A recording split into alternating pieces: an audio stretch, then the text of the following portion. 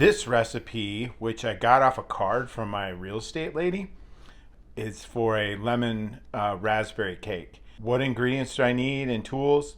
Well, I've got my measuring cups. These things are awesome, by the way. They're like little flexible cups, and you can get them at like Sur La Table or places like that, but they're super useful. And we've got some sugar. We've got some eggs. We've got almond and vanilla extract. We have some Greek yogurt, baking soda, baking powder, lemon juice, flour, and then it calls for a bundt can or a bundt pan, but I don't have one, so I have this.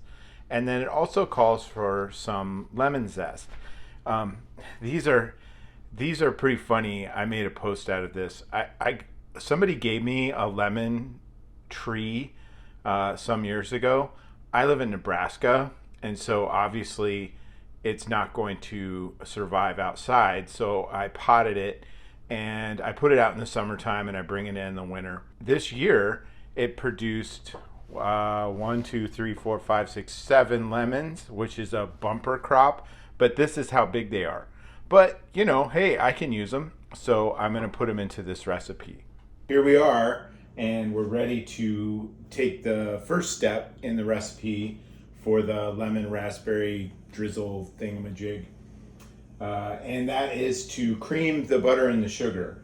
And so I've got this mixer, obviously, which is just a freaking beast. And of course, it helps if it's plugged in. Also, very carefully note that, so I'm using this particular one. It comes with these other ones. This is a bread hook, so I know what that's for. I really don't know what these other things are for, but to me, like, this seems to be the best fit for creaming butter and sugar. So I'm gonna go with that. Another critical thing is there's this switch over here on the side. It's like right here, and that locks it down, because if you don't do that, speaking from experience, you can create a major kitchen disaster. So now I'm gonna put this in. Oh, one more thing, so this called for half a cup of softened butter. If you don't have time to soften your butter by just leaving it out, you can put it in the microwave for like 10 seconds and it's totally great. So I cut this up, put it in the microwave for 10 seconds, it's all good. And then I've got my sugar, so I'm gonna just dump them in and then get it going. And right now I'm just running on low. If I get frustrated with it, I will turn it up.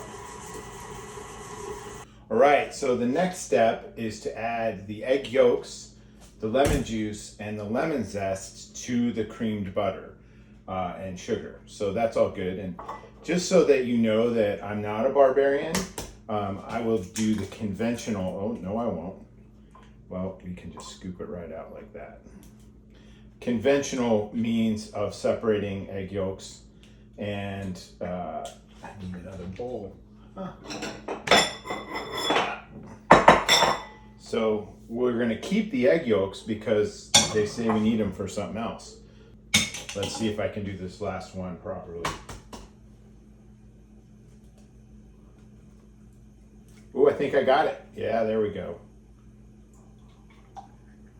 There we go, look at that. I look like I know what I'm doing. All right, so I've got the egg yolks and the, I've got the yolks and I've got the whites. So I'm gonna put the whites over there for a later part of this. And then the lemon zest part. So I'm gonna use these. Let's just improvise here. And we'll put them on this coffee filter. And I know this isn't exactly the right tool to use to zest, but it'll work. See, if you notice, we're getting some. And it's not taking off. The part about zesting things is you don't want to get to the white part because that's gross and makes things bitter and nasty. So you don't want that.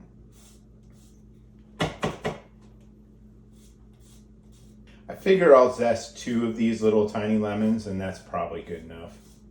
Okay, so I've got my zest, I've got my egg yolks, and let's double check, make sure we're doing the right thing. Using a mixer, cream butter and sugar until smooth. Done. Add in egg yolks, vanilla, lemon juice, and zest. Almost missed a step, so read twice, do once. So I've got my vanilla, and oh wait, I don't want that one.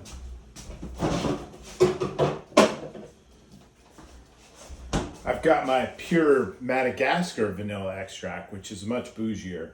So we're gonna go with that. And what this calls for is adding the egg yolks in. Vanilla, how much vanilla? We got 3 separated eggs, we're good there. We got a little bit of lemon zest, 3 tablespoons lemon juice, and it has skipped over the whole vanilla part. But we're just gonna figure that maybe we put a little bit in. Okay, so I'm gonna start there. This calls for, I think, I'm gonna guess that it wants a teaspoon, so I'm gonna just wing it with a cap. And we will dump in the lemon zest, hopefully not spilling it. So we're in there. And then we're gonna put our eggs in. We're good to go there. On the lemon juice, 3 tablespoons. So I'm gonna go for 3, these are bigger caps, and that kind of makes sense to me.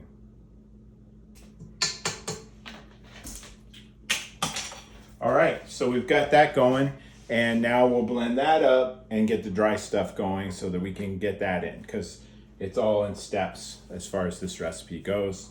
Again, from the back of a postcard from my real estate person. 5, 4, excuse me.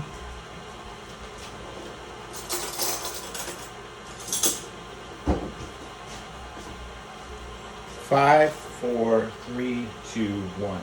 All right, so the next step is to fold in the dry and yogurt. Let's see, how much yogurt are we talking here? 1 cup, so that's probably about this much. So it says it to fold it in, alternating wet and dry. So here's all my dry stuff mixed together: baking soda, baking powder, flour, and salt. So I'm just going to start putting some in, and then putting in some yogurt, and alternating that until we get everybody into the pool. Well, why don't you just throw everything all at once? And maybe you could, but I think that the goal here is to make the stuff consistent, make sure it's completely mixed together. And so that's what we're doing right now. The next step is something that's a little complicated. Maybe, I don't know, I'm a little bit anxious about it. Ooh, what's that? There we go. Is to get those egg whites into peaks, which I have failed at before. I have an alternate plan in case that doesn't work out, but that's what I'm going to do next. The next thing is to whisk these egg whites until soft peaks form. So I'm not particularly great at this, and I've only done it like once, and I don't remember if it worked or not, but I'm going to try that using a fork, and I've got a small bowl, which is what it said to do. So we'll see what we get. Hey, it's starting to do something. Also, you can tell that I make a mess when I do things, and that's part of the reason why I'm always advocating for cleaning up as you go, because otherwise my entire kitchen would be a complete disaster. My dog would like it a lot. Sam would come in and clean up things and such. All right, so I don't know about the whole stiff or soft peaks thing, but I do have these berries. So at this point, what I'm supposed to do is fold in this egg white mixture with these berries, and so that's what I'm going to do. So berries go in, and egg white mixture goes in, and then we'll blast it up to medium for a little bit, and then I guess we can start putting it in the pan. All right, now it's time to put our lemon raspberry drizzle cake thing into the oven. Again, my oven runs a little hot and is a little bit finicky, so I'm going to put it as much in the middle as I possibly can, and then we'll bake it for about 35 minutes. There we go. This is going to be the glaze for the lemon raspberry cake, and I'm going to blend this stuff up. It's some yogurt, some sugar, a little bit of heavy cream, and that's about it. Oh, it's got a little vanilla in it too. 5, 4, 3, 2, 1. All right, so our raspberry lemon cake is now out of the oven. Looks like it's in good shape. So now we just need to let it cool down and then pop it out and put the glaze on. This is cooled down now and it looks great. And I got it out of the first part of the pan.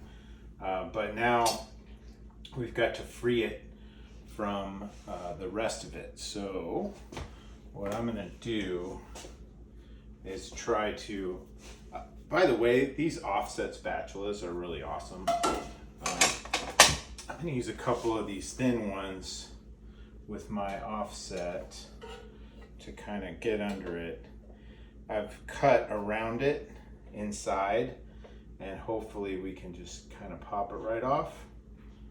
And we can. Also, I should note that when I initially tried to move it from where it was, I dropped the whole thing on the floor, but it didn't flip over or anything, so we survived. So this is free. We can put this in the sink and apply our glaze. So I've been keeping that in the fridge. And then, I don't know if this is glaze or what you want to call it, but whatever. So I've got it on this wire mesh, and we'll just put this stuff all over it. I used raspberry yogurt for this because I thought, why not double down on the whole situation? And we've got a little hole in the cake here, so I'm gonna use some of this to fill it in. So that's done. Here you go, buddy. And so what we can do to finish the whole thing off, let's see if we're doing good. Yep. So now we can go Great British Bake Off and put some random raspberries on here